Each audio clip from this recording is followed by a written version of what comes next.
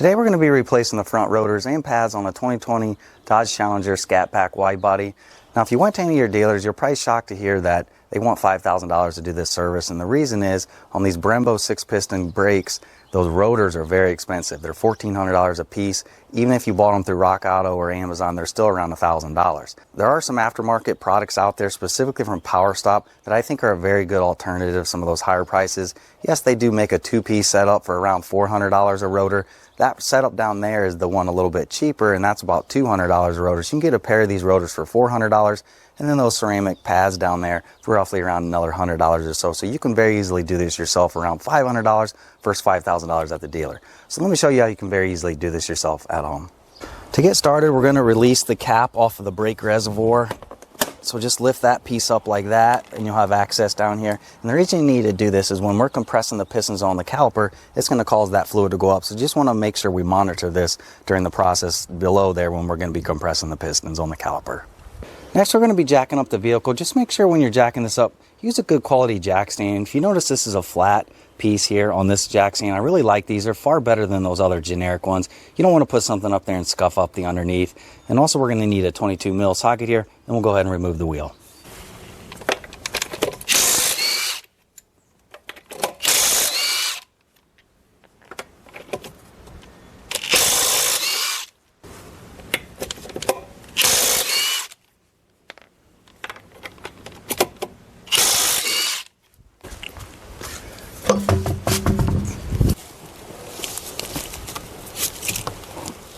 Now we're ready to remove the caliper here. So we just have two pins here. We need to use a punch. Then you're going to have a 1/2-inch socket back here on this bolt.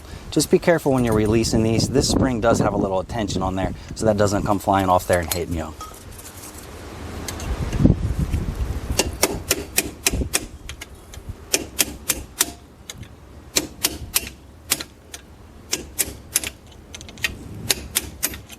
Then you can take a pliers back here and gently just wiggle it out.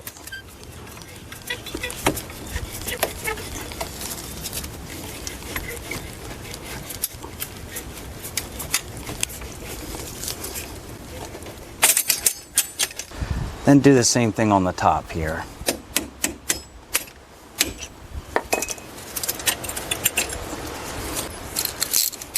Then take your 1/2-inch back here.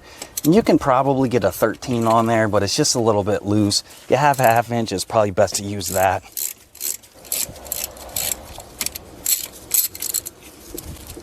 And sometimes these will just slide out, and other times they're wedged in here. So what you can do is just take a punch and gently hit on the back. Just make sure you're not damaging the threads, but eventually it should pop right out of there.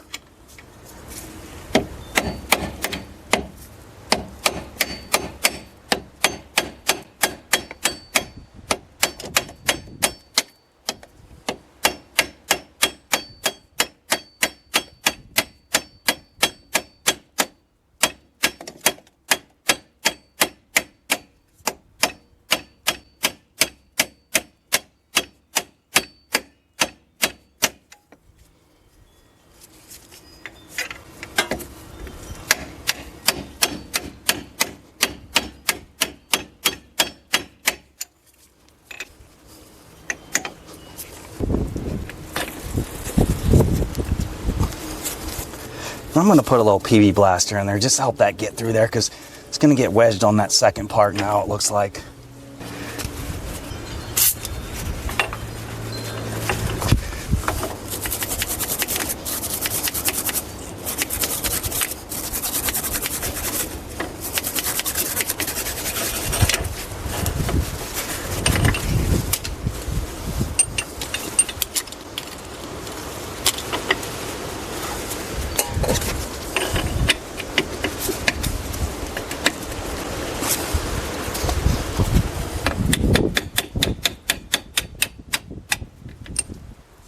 Now we're ready to remove the pads. Sometimes they're in there loose and you can just pull them out. Other times you need to just take a screwdriver here and pry against the rotor and the pad and just push the pistons in a little bit on the caliper there.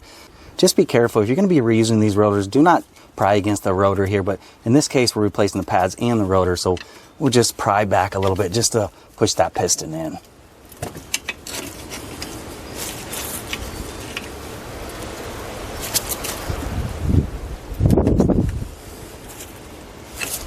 right, so then once you get that, then you should be able to slide the pad right out.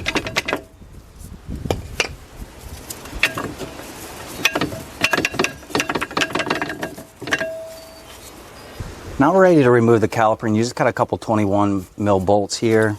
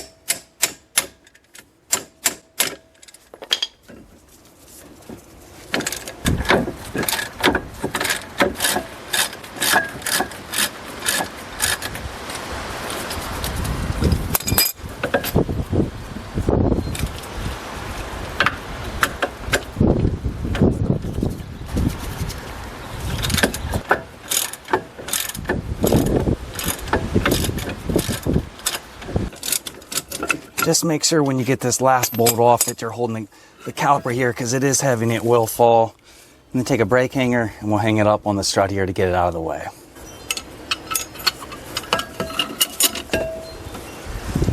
Next we'll remove the rotor. Now you can see this one here is loose and it's going to fall off. If yours isn't loose, sometimes you got to get a little aggressive with these. Just make sure if you're reusing the rotor, put a wood block or something here when you're hitting it on the side so you don't damage it.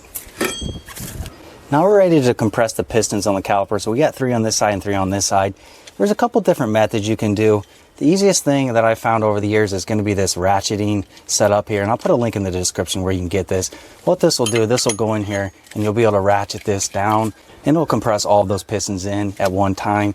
You can also use a C-clamp. Just make sure if you use a C-clamp, you're not damaging the back side of your caliper here, and you put your old pad here to compress those all at one time, then do the same thing on the other side. But this is definitely the easiest process on these 6-piston calipers here.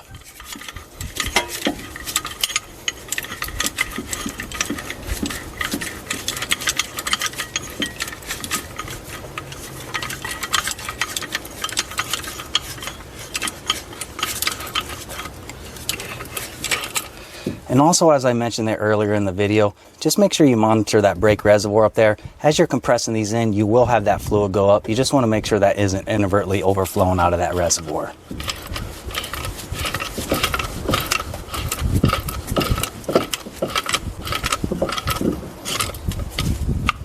All right, so there we can feel that they're all the way seated, so we'll just release our tool.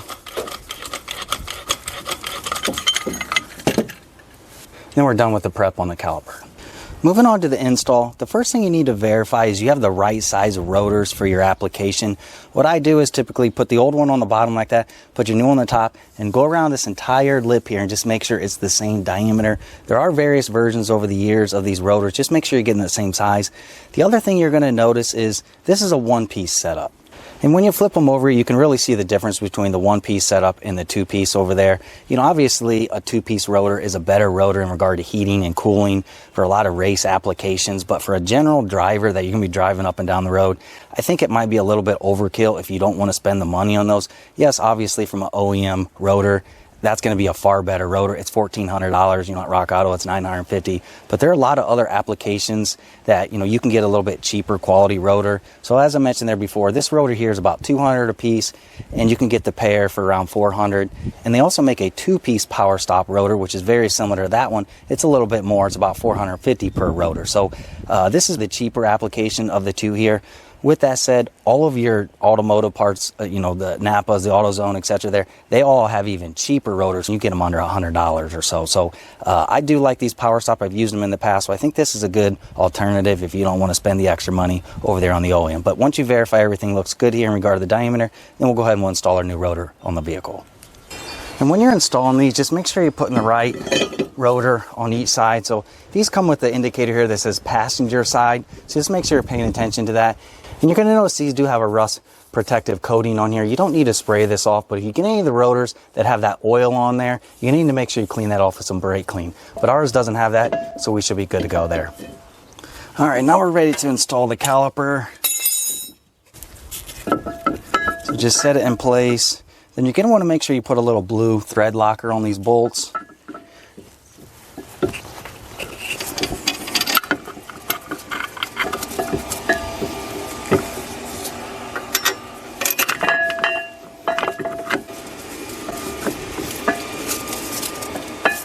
We'll go ahead and tighten these up, and these need to be torqued to 121 foot-pounds.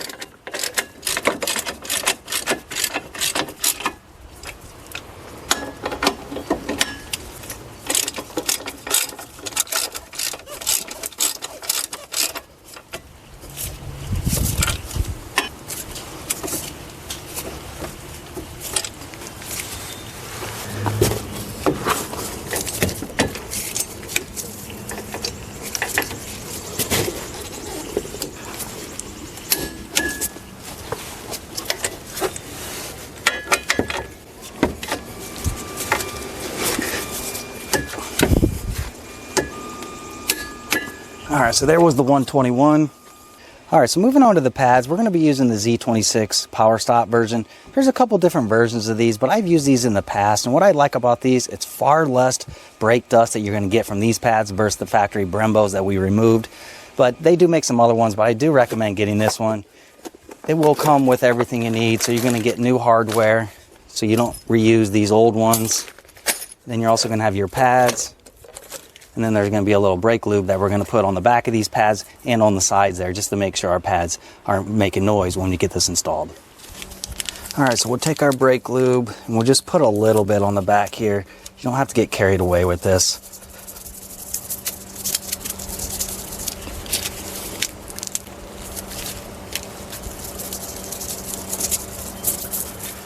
And then we'll also put a little bit on the top right here. Don't get anything on the pad there, but just right here. And we'll go ahead and set this in place.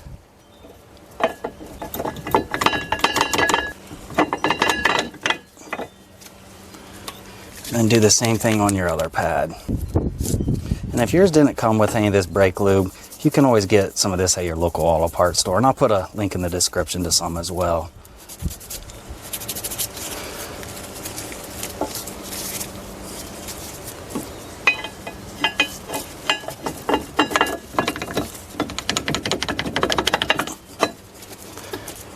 Then go ahead and install this.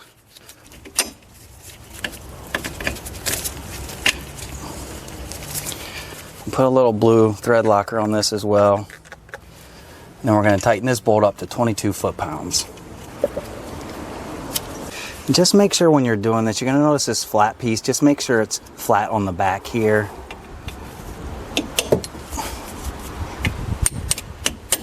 Then once it's sitting in there flush like that, then we'll go ahead and tighten that bolt down.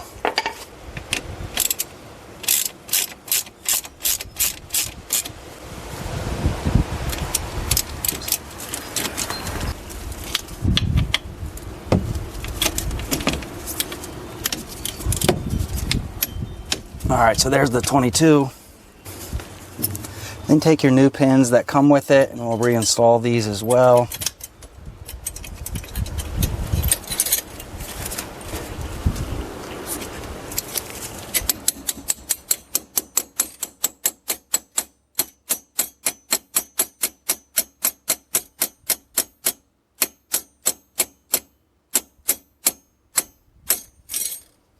And do the same thing on the bottom one.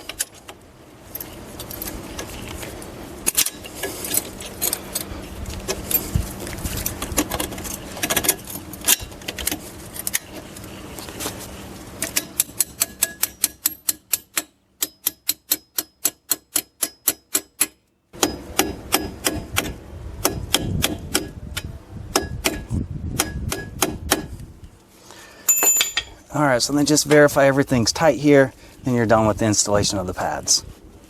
All right, so just verify everything looks good here and you're able to easily rotate this rotor. Then repeat that same process on the other side. Once you're done with the other side, don't forget to reattach the brake reservoir cap up there, then you've completed your job here. As you can see, this is a very easy job you can do at home yourself. There's no reason you need to take this to the dealer and pay $5,000 to have front rotors and pads replaced. In the back is very similar. They want $4,000 for the back. You know, you're talking $10,000 for some rotors and pads, which is a very easy job. You can do it yourself.